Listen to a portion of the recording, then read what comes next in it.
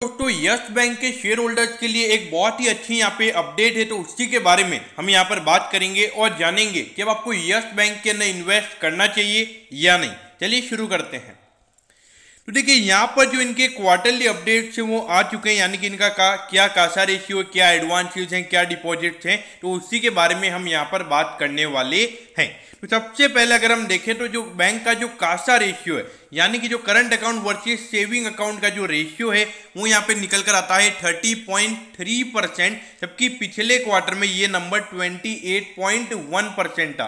तो अगर आप देखोगे 2.2% से हमें बैंक के जो करंट अकाउंट हैं, जो करंट अकाउंट के डिपॉजिट्स हैं, वो हमें यहाँ पे बढ़ते हुए नजर आ रहे हैं। तो ये बैंक के लिए बहुत ही अच्छी बात है। और अगर कंटिन्यूसली हर क्वार्टर में अगर बैंक का कासा रेशियो बढ़ेगा तो जो बैंक का जो कॉस्ट ऑफ फंड है, यानी कि जो बैंक अगर जो डिपॉजिट के ऊपर जो इंटरेस्ट देती है तो वो वहाँ पे बैंक का कम हो जाएगा, क्योंकि अगर करंट अकाउंट के डिपॉजिट अगर आपके पास ज़्यादा है तो वहाँ पर आपको कोई भी इंटरेस्ट नहीं देना पड़ता है।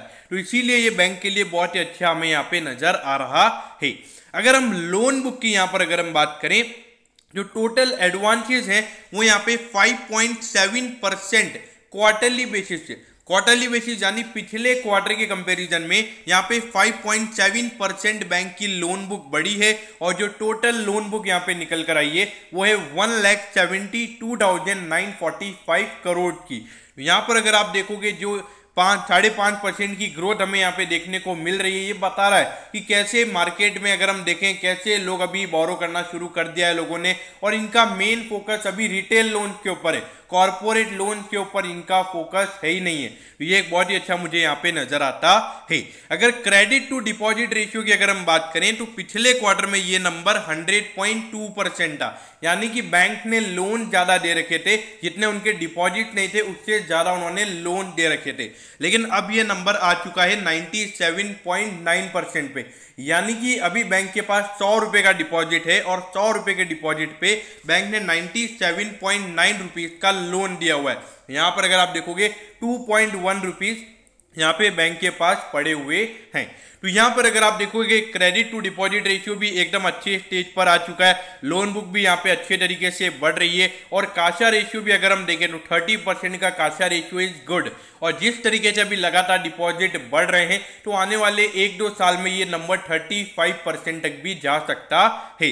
तो अगर देखा जाए तो बैंक यहाँ पे अच्छे से काम कर रहा है। और अगर हम बैंक के डिपॉजिट की अगर हम बात करें तो around 30% year on year basis, यानी कि पिछले साल इसी क्वार्टर के कंपैरिजन में अगर हम कंपेयर करें तो अराउंड 30% से बैंक के टोटल डिपॉजिट हमें बढ़ते हुए नजर आए हैं। ये हमें दिखाता है कि जो मार्केट में जो यस बैंक के ट्रस्ट से रिलेटेड बातें चल रही थी वो यहाँ पे अब कस्टमर्स को फिर से ट्रस्ट हो रहा है, क्योंकि वहाँ पे पहले जब यस बैंक जब कोलैप्स हुआ था तो वहाँ पे बहुत सारे इश्यूज हुए थे कि लोगों को पैसा नहीं मिलेगा, लेकिन आरबीआई एक अच्छा फंक्शन लेके उन्होंने किसी भी लोगों का पैसा डूबने नहीं दिया। तो इसीलिए मेरे ख्याल से यहाँ पे यस बैंक अच्छे से काम करता हुआ नजर आ रहा है और लोगों का ट्रस्ट फिर से अभी बैंक में आता हुआ हमें नजर आता है।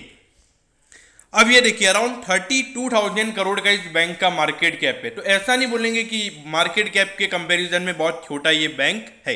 अगर प्राइस टू बुक रेशियो देखें तो ये 0.97 है, लेकिन देखिए जो लगातार जो ग्रॉस एनपीए के नंबर्स हैं वो बैंक के इतने ज़्यादा है। मुझे लगता है कि अगर लोन बुक अच्छे से बढ़ेगी और ज़्यादा जो करंट लोन जो अभी बैंक न्यू लोन ले रही है तो वहाँ पर अगर एनपीए के नंबर ज़्यादा हमें नहीं दिखते तो वहाँ पे अच्छी खासी जो प्रोविजनिंग होगी इनकम की, वहाँ पे बैंक के लिए अच्छे से यहाँ पे आने वाले समय में फायदा हो सकता है। अब देखिए बैंक के फाइनेंशियल ट्रेंड की अगर हम बात करेंगे तो बैंक का फाइनेंशियल ट्रेंड थोड़ा रिस्की लगेगा, तो इसके बारे में नहीं बात करें तो ये सही रहेगा।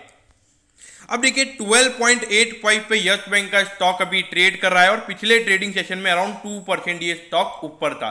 तो देखिए यहाँ पर अगर आपने स्टॉक में मेरे ख्याल से कम 3 से 4 साल का टाइम होराइजन आपका होना चाहिए, तो ये मेरे ख्याल से आपने इन्वेस्ट करना चाहिए। और देखिए अभी जैसे जैसे रिकवरी के साइन हमें नजर आ रहे हैं, अगर कोविड की थर्ड वेव नहीं आती है तो आने वाले जो 9 महीने हैं मेरे ख्याल से कंपनी के लिए काफी बढ़िया रह सकते हैं। तो इसीलिए अगर 3 से 4 साल का टाइम होराइजन अगर आपका है तो ही आपने यहाँ पैसा डालना चाहिए। बाकी अगर आप एक शॉर्ट टर्म इन्वेस्टर अगर आप हैं मेरे ख्याल से 1-2 महीने के लिए, तो यहाँ पे थोड़ा ये रिस्की डिसीजन हो सकता है। बाकी बैंक कुछ चीजें अच्छे से करता हुआ नजर आ रहा है। ऑल्दो देखिए लोन जो एनपीए के नंबर से वो काफ़ी हाई हैं, तो ये बात भी आपको ध्यान में रखना होगा। तो इसीलिए अगर आप एक एग्रेसिव इन्वेस्टर हैं तो ही आपने यहाँ इन्वेस्ट करना चाहिए। तो दोस्तों मैं बताऊं कि यस बैंक की छोटी सी बिजनेस अपडेट के बारे में आपको सब कुछ पता चल गया होगा।